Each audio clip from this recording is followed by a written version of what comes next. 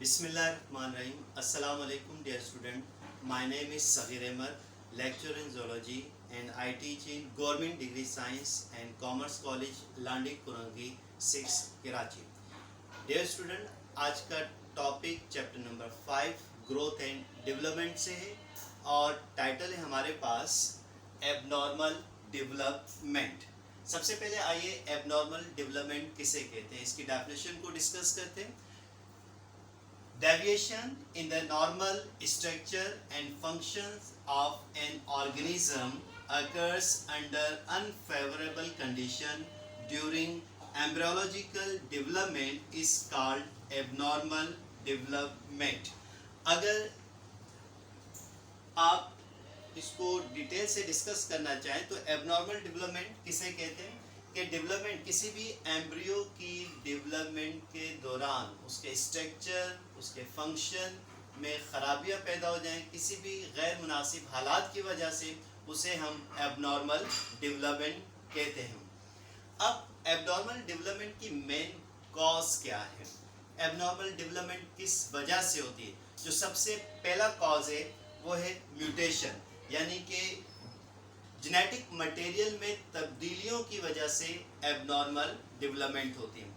दूसरा main cause changes in chromosomes, के chromosomes की तादाद में तब्दीली की वजह से एबनॉर्मल डेवलपमेंट होता है। अब क्रोमोसोम में चेंजेस दो तरह की होती हैं, एक उसको हम कहते हैं क्रोमोसोमल चेंजेस और दूसरा जो अहम है पॉइंट वो है म्यूटिक एरर या नॉन डिसजंक्शन, जिसकी वजह से क्रोमोसोम में या तो इजाफा हो जाता है या कमी वाक़ हो जाती है, जिसकी वजह से आने वाली नस्ल में क्या होता है कुछ तब्दीलियां वाक़ होती है, उसके स्ट्रक्चर में तब्दीलियां वाक़ होती हैं।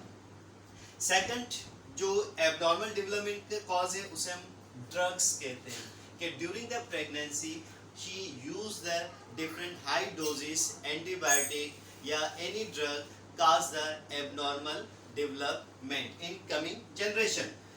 एक और important cause ultra violet rays abnormal development का सबब बनती है, जिसमें एक्स रेज भी आ जाती हैं, अल्ट्रासाउंड रेज भी आ जाती हैं, अल्ट्रा वायलेट रेज भी मौजूद हैं जो कि एम्ब्रियो में तब्दीली का सबब बनती हैं। इसके अलावा एंडोक्राइन ग्लैंड की खराबियों की वजह से भी एबनॉर्मल डेवलपमेंट होती है। आइए अब ये जो डेवलपमेंट का जो प्रोसेस है बेसिकली जाइगोट में मौजूद जेनेटिक मटेरियल जिसे हम जीनोम कहते हैं वो कंट्रोल करता है। अगर उस जीनोम में खराबियां होंगी तो ड्यूरिंग द डेवलपमेंट आने वाली जनरेशन में भी खराबियां पैदा हो सकती हैं। ह्यूमन बींग्स के अंदर डिफरेंट एबनॉर्मेलिटीज़ को रिकॉर्ड किया गया है, ऑब्जर्व किया गया। आइए उनमें से कुछ चंद हम डिस्कस करते हैं।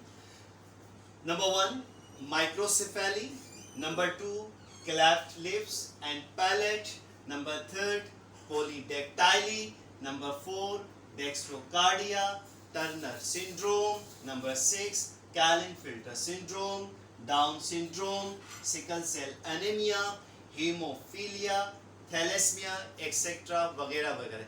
ये यूजुअली जनरल एबनॉर्मेलिटीज ऑब्जर्व की गई हैं इन ह्यूमन बींग्स। अब क्वेश्चन ये है कि माइक्रोसेफेली किसे कहते हैं। अगर हम माइक्रोसेफेली की बात करें, microcephaly, what do mean by microcephaly? Microcephaly combination of two Greek word, first is micro and second cephaly. Micro mean small and cephaly mean head। ये जो एबनॉर्मेलिटीज है इसमें जो स्कल है उसका साइज उस ऑर्गेनिज्म के बॉडी साइज के लिहाज से छोटा हो जाता है, इसलिए इसको हम माइक्रोसेफेली कहते हैं और ये यूजुअली ऑब्जर्व किया गया ह्यूमन बींग्स के अंदर। सेकंड एक और एबनॉर्मेलिटी है जिसे आप कहते हैं cleft lips and palette.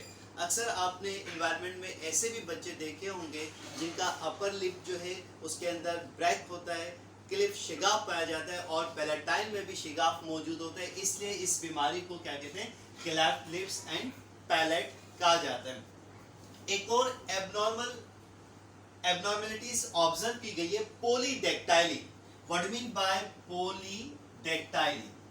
पॉलीडेक्टाइली dactyly. Poly mean many, dactyly mean finger,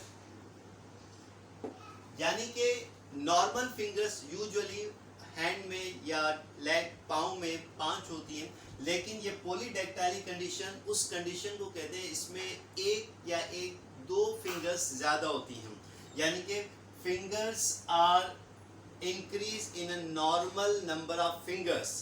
This condition is said to be the polydactyly. Number 4, dextrocardia. एक और एबनॉर्मेलिटी ऑब्जर्व की गई है जिसे हम कहते हैं dextrocardia. What do you mean by dextrocardia? Dextro mean right and cardia derived from cardio, which mean heart. तो यूजुअली नॉर्मल जो हार्ट है मिड ऑफ द स्टर्नम मौजूद होता है और यूजुअली लेफ्ट साइड पर डेफ्लेक्ट होता है, but in dextrocardia heart deflect right hand side, सीधी जानिब क्या होता है, डेफ्लेक्ट होता है। इस कंडीशन को हम क्या कहते हैं, डेक्स्ट्रोकार्डिया। एक और एबनॉर्मेलिटीज ऑब्जर्व की गई in human beings, Turner syndrome, यानी कि फीमेल सेक्सुअल डिफेक्ट, यानी कि जो सेक्स सेल है फीमेल का एक्स क्रोमोसोम एक कम पाया जाता है। इस डिजीज को हम क्या कहते हैं, टर्नर सिंड्रोम कहते हैं, due to the monosomic condition. अब मोनोसोमिक क्या है कि अगर नॉर्मल क्रोमोसोम्स में एक क्रोमोसोम्स क्या हो, कम हो, इस कंडीशन का नाम क्या रख दिया, मोनोसोमिक, और काज the usually Turner syndrome. Kaelin-filter syndrome, जिसे हम मेल सेक्सुअल डिफेक्ट कहते हैं, इस कंडीशन के अंदर एक सेक्स क्रोमोसोम एक्स्ट्रा पाया जाता है ऑन द सेक्स क्रोमोसोम्स के ऊपर, इसलिए इस कंडीशन को हम ट्राइसोमिक भी कहते हैं, और बीमारी जो एबनॉर्मेलिटीज है उसे हम कहते हैं Kaelin-filter syndrome. Down syndrome also caused by the trisomic condition, और जो एक्स्ट्रा क्रोमोसोम है वो 21st पेयर के ऊपर मौजूद होता है, और usually cause the mental retardation and physical retardation, यानी कि जहनी पसमानदगी होती है और जिस्मानी पसमानदगी पाई जाती है। एक और एबनॉर्मल कंडीशन ह्यूमन बीइंग्स में पाई गई जिसे हम कहते हैं sickle cell anaemia. Dear student, देखिए नॉर्मल आरबीसी, अगर आप नॉर्मल आरबीसी की बात करें यूजुअली बाइकॉन्केव होता है, और सिकल सेल अनेमिया में आरबीसी यूजुअली सिकल शेप के हो जाते हैं, यानी कि दर्रांती नुमा हो जाते हैं। तो इस कंडीशन को हम क्या कहते हैं, sickle cell anaemia, also the abnormalities. Haemophilia, एक और एबनॉर्मल डेवलपमेंट हीमोफीलिया है। आइए इसकी बेसिक मायने डिस्कस करते हैं कि हीमोफीलिया को हीमोफीलिया क्यों कहा जाता है। लेट्स सपोज हीमोफीलिया,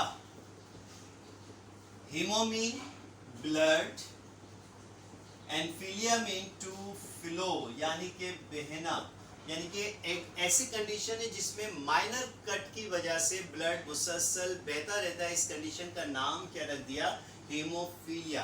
इसमें एक फैक्टर 8 है, क्लॉटिंग फैक्टर, जिसमें थ्रम्बिन की फॉर्मेशन नहीं होती जो कि ब्लड को कोगुलेट करने में मदद देती है।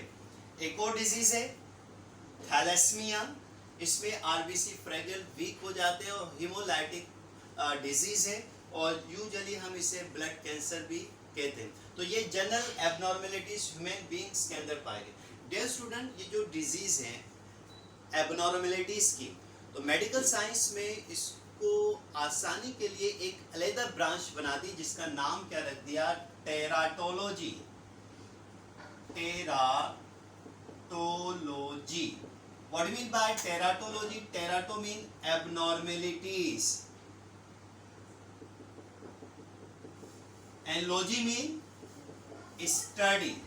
तो scientific study of abnormalities या scientific study of abnormal development is known as teratology, यानी बायोलॉजी की एक ऐसी ब्रांच जिसमें एबनॉर्मल डेवलपमेंट पर बहस की जाए उसे हम टेराटोलॉजी कहते हैं। तो डियर स्टूडेंट, आइए इसको थोड़ा सा समराइज कर लेते हैं आज के टॉपिक को।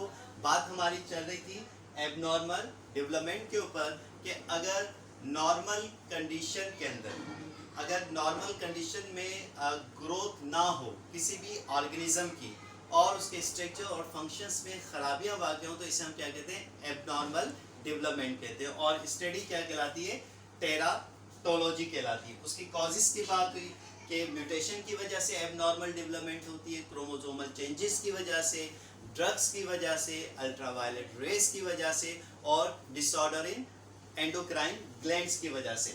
और जनरल एबनॉर्मेलिटीज ह्यूमन बींग्स में जो ऑब्जर्व की गई हैं, माइक्रोसेफेली, हेड छोटे साइज का हो जाता है, cleft lips and palate, lips पर शिगाफ और पैलेटाइन पर शिगाफ पाया जाता है। पॉलीडेक्टाइली में नंबर से ज़्यादा फिंगर्स बन जाती हैं नॉर्मल नंबर से। डेक्स्ट्रोकार्डिया में हार्ट राइट साइड पर डिफ्लेक्ट होते हैं। टर्नर सिंड्रोम में फीमेल सेक्सुअल डिफेक्ट है। कैलिन फिल्टर सिंड्रोम में मेल सेक्सुअल डिफेक्ट है।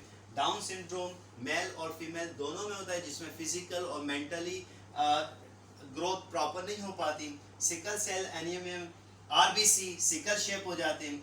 हीमोफीलिया में ब्लड क्लॉट नहीं होता, और थैलेसीमिया में आरबीसी कमज़ोर हो जाते हैं। तो ये डियर स्टूडेंट, आज का टॉपिक आपको पसंद आया होगा। इसको रिप्ले कीजिए, डाउनलोड कीजिए। इंशाल्लाह नई क्लास के अंदर नए टॉपिक के साथ हाजिर होंगे। तब तक के लिए अपने टीचर प्रोफेसर सगीर अहमद को इजाज़त दीजिए। अल्लाह हाफिज़।